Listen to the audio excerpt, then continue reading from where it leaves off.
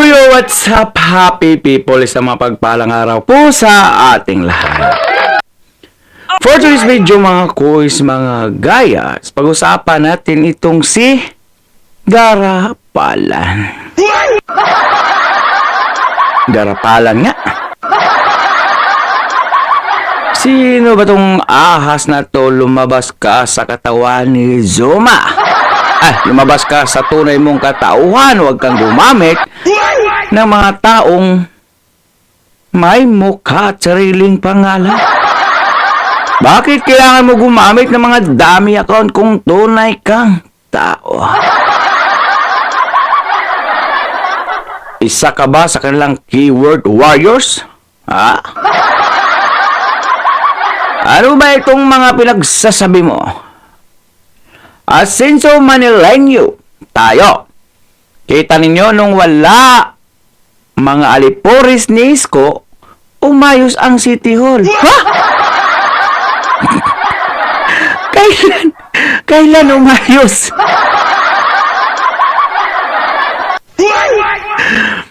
Yang Your Miss Choice na yan, nagpapagulo ng Maynila.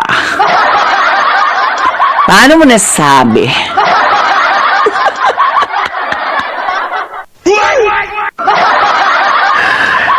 Baka kayo po ang magulo dyan sa Maynila. Kaya nga nakakagulo yung mga Manileño dahil sa inyong mga pamamalakad na hindi maayos. Ayan. Kaya wag niyong sisihin ang mga Manileño o Batang Maynila na gusto nilang ibalik at isigaw ang aming buting Yorme Isko Moreno. Ayan. Matanong ko lang wala bang mga vloggers na kayang i-depend ang kasalukuyang administrasyon diyan sa Manila? Wala ba? Bakit gumagamit kayo ng mga dummy account? Wala ba kayong mukhang maipakita sa social media at sa YouTube? Ay sa bagay, paano mo naman kasi paglaban yung kandidato mo, wala naman talagang nagawa. Walang resibo. Kaya pala puro dummy account ang ginagamit nila. Napakasaklap, di ba? Ayan. Kasi kagaya ni Isko Moreno na talagang maraming vlogger na gustong ipaglaban si Yorme Isko Moreno laban sa mga garapala na ito at may mukhang ipakita yung mga vlogger ni Yorme Isko Moreno dahil may resibo, may nagawa. Kaya pala talagang kailangan talaga niyong magtago sa mga dummy account na yan kasi mismo ikinahihiya niyo, di ba? Yung mga ganyang mga sistema, kinahihiya mo yung sinusuportahan mo. Kung hindi ka nahiya, bakit gumagamit ka ng mga dummy account? Ipakita mo kung sino ka. Hindi mo may pakita kasi nga, pati ikaw nahihiya.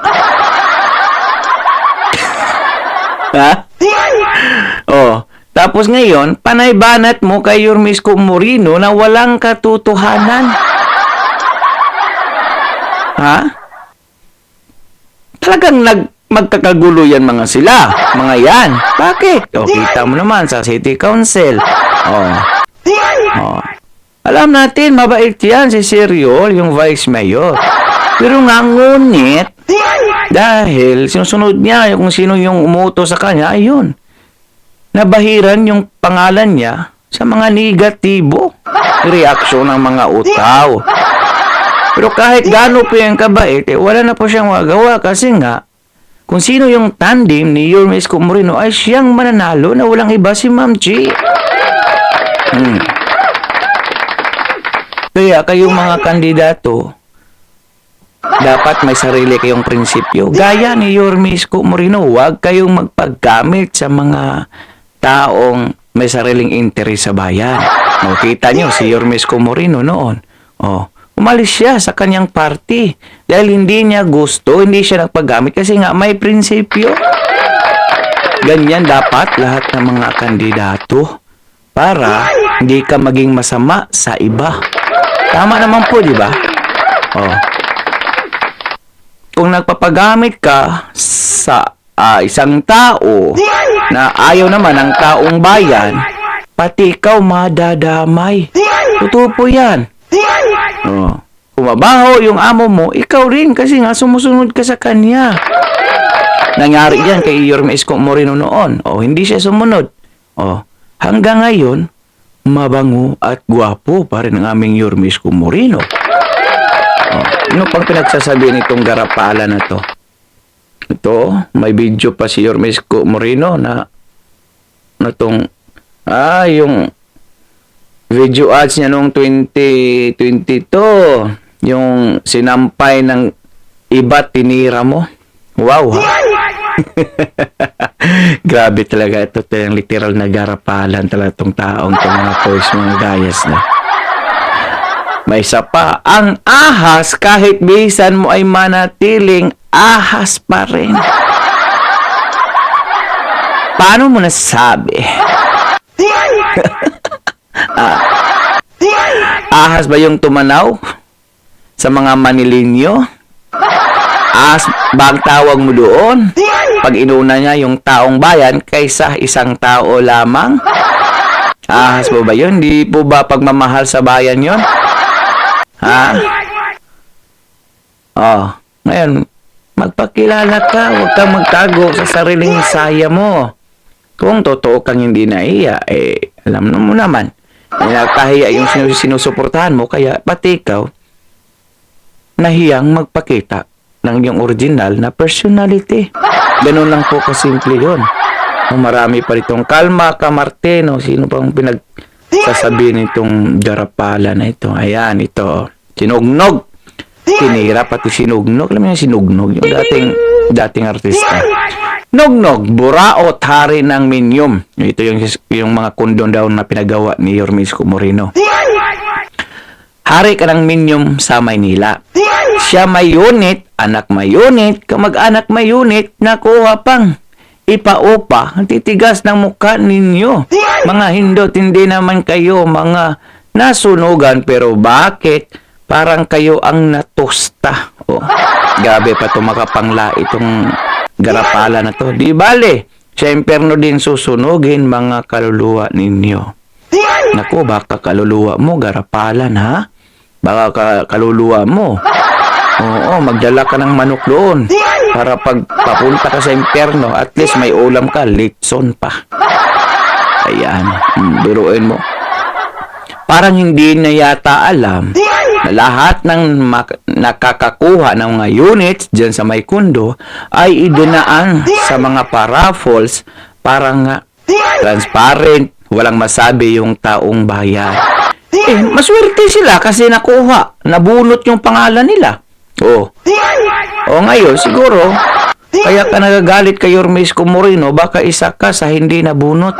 Antay-antay lang kasi darating din yan. Asahan mo, pag upo ni Yorme Isko Moreno, madagdagan yung mga kundo na yan at baka hindi ka pa rin mabunot.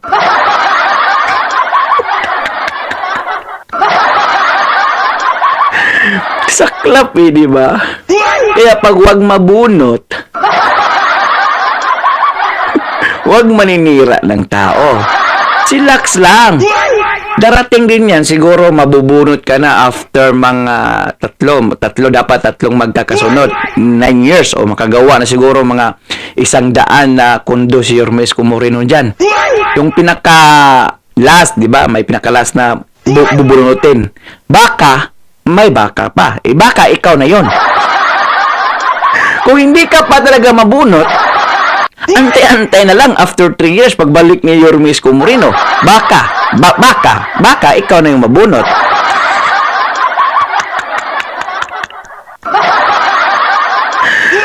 So ngayon, lumabas yung totoong kulay mo. Ha? Kaya ka pala galit kay Yorme Isko Moreno. Siguro dati itong supporters ni Yorme Isko Moreno.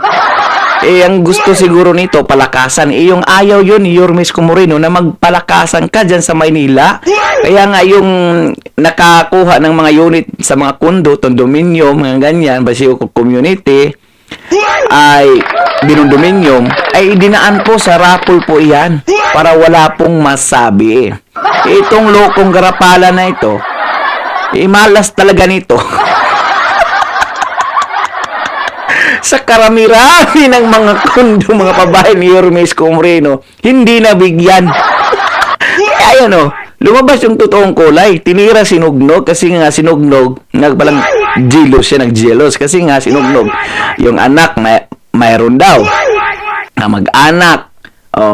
Tapos siya, sinugnog yung anak niya, tapos ang kamag-anak. Tapos si Garapalan hindi nakakuha. Abang-abang, 9 years plus 3. 9 years kasi magtapos yung termino ni Yorme Isko Moreno. Tapos, kailangan niya magpapalit. Siguro si Che Atienza or si Sir GTV Villanueva. So, mayroong 3 years. Tapos, babalik naman si Yorme Isko Moreno. 9, 10, 11, 12, 13. Antay ka mga 13 years to 16 years. Baka hindi ka na mamalasin yan. Pero sa pinagagawa mo ngayon, naku, mas lalo kang mamalasin, Garapalan, ha? Sikat ka na.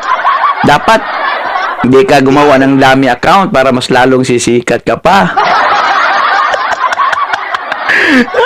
Kaya pag hindi nabunot, hindi mo pa yun lucky time, okay? Antay-antay lang. Siguro, mga after 60 years, 100 years, baka mabunot ka na. Mabunot ka na sa kinalalagyan mo kasi papalitan na ng iba. So yun na mga quiz mga guys. Gabi kagarapalan talaga itong mga quiz mga guys.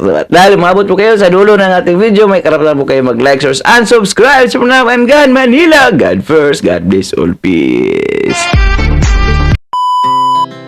Our hearts beat to the city streets. We began to feel the fire.